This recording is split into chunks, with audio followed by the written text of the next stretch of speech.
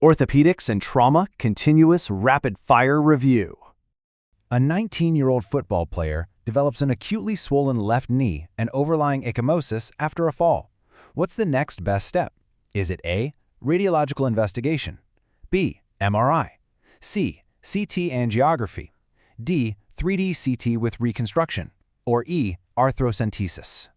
The correct answer is E, arthrocentesis. So in the acute phase of a post-traumatic tense joint effusion, hemarthrosis, doing a fine needle joint aspiration is absolutely crucial. It provides immediate analgesia by dropping that intra-articular pressure, and it gives us vital diagnostic clues. If a knee swells immediately post-injury, we're usually looking at an ACL tear, a patellar dislocation, or an intra-articular fracture. Delayed swelling, that points more toward a meniscal injury. But here's the real pearl. If you see floating fat globules in that aspirated bloody synovial fluid, that confirms lipohemarthrosis, meaning you've definitely got an intra-articular fracture involving the marrow. And remember, hold off on comprehensive cross-sectional imaging until that acute phase settles down. Which of the following ligaments is most commonly injured in the knee? A, anterior cruciate ligament, B, posterior cruciate ligament, C, medial collateral ligament, D, lateral collateral ligament, or E, intermeniscal ligament?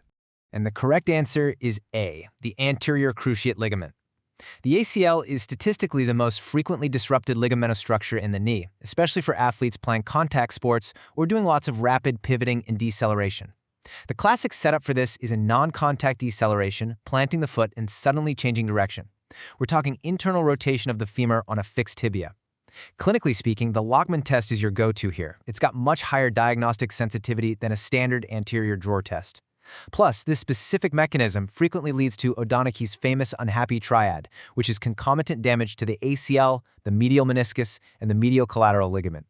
A 31-year-old football player has a grade 2 ligament injury in the right knee. What is the most appropriate treatment? A, application of knee splint, B, fine needle aspiration of knee joint, C, intra-articular steroid injection, D, incision and drainage, or E, arthrodehiscence? The correct answer is A, application of knee splint. Here's the breakdown.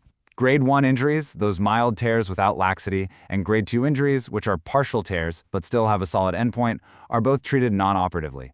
You just need a supportive knee splint, protected weight bearing, and early gentle mobilization. Contrast that with a Grade 3 injury. That's a complete structural rupture with marked joint laxity and no clear endpoint, which usually warrants surgery. For these low-grade tears, though, getting the patient doing early gentle range of motion exercises is key to preventing secondary arthrofibrosis and joint stiffness. And a quick tip: wait until the acute inflammatory pain and muscle guarding have settled down before you do objective translation testing to grade the laxity. Ligaments are most commonly damaged at which of the following joints in sports activities? A, knee joint, B, elbow joint, C, hip joint, D, shoulder joint, or E, ankle joint? It's E, the ankle joint. Out of all the joint complexes in competitive sports, the ankle is epidemiologically the most frequent site for ligamentous sprains. We're predominantly talking about the lateral ligament complex during inversion injuries. The anterior talofibular ligament, or ATFL, is the single most commonly torn ligament, followed right after by the calcaneofibular ligament. On the flip side, eversion ankle injuries strain that thick medial deltoid ligament complex and can lead to syndesmotic or fibular injuries. While knee injuries definitely carry higher surgical morbidity, these lateral ankle sprains represent the absolute highest overall volume of musculoskeletal sports injuries. Which nerve supplies sensory innervation to the web space between the great toe and second toe? Is it A, tibial nerve, B, common peroneal nerve, C, deep peroneal nerve, D, sural nerve, or E, sciatic nerve? The correct answer is C, deep peroneal nerve. This nerve, a terminal division of the common peroneal nerve, gives exclusive cutaneous sensory mapping right to the dorsal skin of that first interdigital web space between the first and second toes. But crucially, it also supplies the muscles of the anterior compartment of the leg, meaning motor dysfunction shows up as foot drop. To put it in perspective, the superficial peroneal nerve handles sensory coverage for the vast majority of the rest of the dorsal foot and lower anterolateral leg. So checking sensation in that specific first web space, that is your definitive diagnostic test to rule in or rule out an isolated deep peroneal nerve compression or an anterior compartment syndrome. A 32-year-old tailor presents with a painful, red, warm, and swollen fingertip pulp after a pinprick. What is the probable diagnosis? A. Paronychia. B. Tenosynovitis. C. Deep palmar space infection. D. Felon. Or E. Psoriasis. The correct answer is D. Felon. A felon is a nasty, acute, closed-space, purulent abscess. It's located right within the rigid, unyielding fibrofatty vertical septa of the distal digital pulp, and it classically tracks back to a minor penetrating injury, like a pinprick. Those vertical fibrous septa compartmentalize the finger pulp, basically turning minor infections into high-pressure closed-space abscesses. Staphylococcus aureus is the primary pathogen you'll isolate here. You really have to contrast this with paronychia, which is just a localized superficial infection of the paronychial skin fold around the nail margin. Paronychia totally lacks that dangerous closed-space pulp pressure you see with a felon. A 27-year-old female suffered a pin injury to the pulp of the right index finger. What complication can she likely develop? A. Osteomyelitis. B. Tenosynovitis. C. Lymphangitis. D. Pulp space infection. Or E. Osteoarthritis. It's A. Osteomyelitis. Here's why. If a pulp space infection, or felon, is left untreated, that soaring internal compartment pressure can actually compromise the nutrient branches of the digital artery. That leads directly to ischemic bone necrosis and allows the infection to track straight into the distal phalanx. The result is phalangeal osteomyelitis, the single most critical bone complication of a neglected felon, driven entirely by that closed space ischemia. Interestingly enough, the proximal portion of the distal phalanx, right where the flexor digitorum profundus inserts, has its own independent blood supply, which can occasionally spare it from total necrosis. But regardless, if you have established pulp fluctuations, you absolutely need prompt surgical incision and decompression to avoid this catastrophic risk.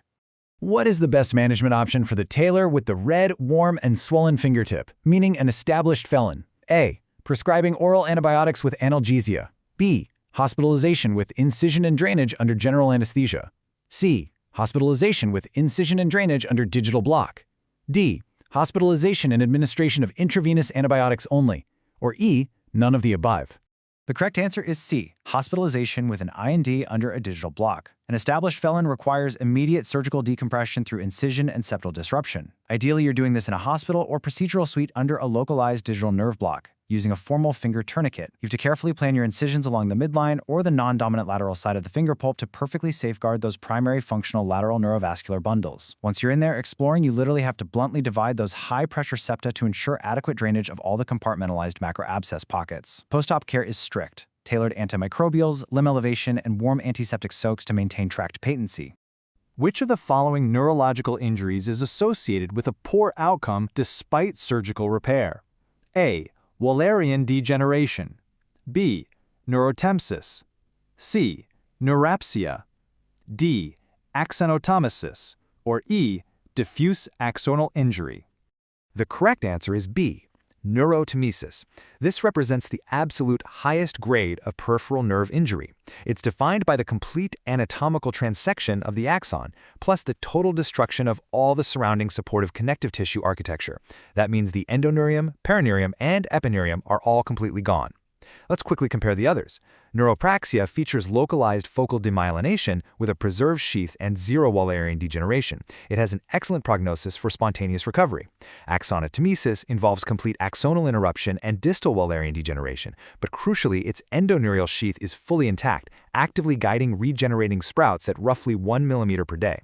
But in neurotemesis, because those guiding connective tissue tubes are entirely wiped out, direct spontaneous alignment is impossible. This is exactly why you see poor long-term functional recovery even after primary microsurgical repair. A young man has an anteriorly dislocated shoulder. Which structure should be assessed before and after reduction? A. Axillary nerve. B. Brachial plexus. C. Radial nerve. D. Glenoid labrum. Or E. Brachial artery. The correct answer is A, the axillary nerve. So the axillary nerve winds intimately around the surgical neck of the humerus. This unique anatomical position makes it highly vulnerable to traction or compression stretch injuries during traumatic anterior-inferior glenohumeral dislocations or humerus neck fractures. If the axillary nerve is injured, you'll see paralysis of the deltoid and teres minor muscles. This presents as a distinct loss of that rounded shoulder contour and a complete inability to actively abduct the arm. On top of that, sensory deficits are strictly localized to a very specific cutaneous patch on the lower lateral portion of the deltoid muscle, what we clinically call the regimental badge area. Documenting that axillary nerve sensation is intact before you even try any manipulative closed reduction maneuvers, that is not just a clinical priority, it's a legal one. A rugby player presents with a hip dislocation after a collision. What is the most likely dislocation? A. Posterior, B. Anterior, C. Inferior, D. Central, or E. None of the above? The correct answer is A. Posterior.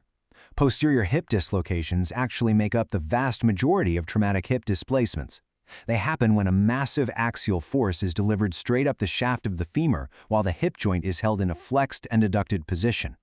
In a classic posterior hip dislocation deformity, the affected extremity is fixed in flexion, adduction, and internal rotation. This is starkly different from an anterior hip dislocation, where the limb is characteristically held in extension, abduction, and external rotation. Now remember, these traumatic posterior hip dislocations carry a major life-altering risk of avascular necrosis of the femoral head, along with sciatic nerve traction palsy. It's an absolute emergency that requires a closed reduction within a strict 6-hour window.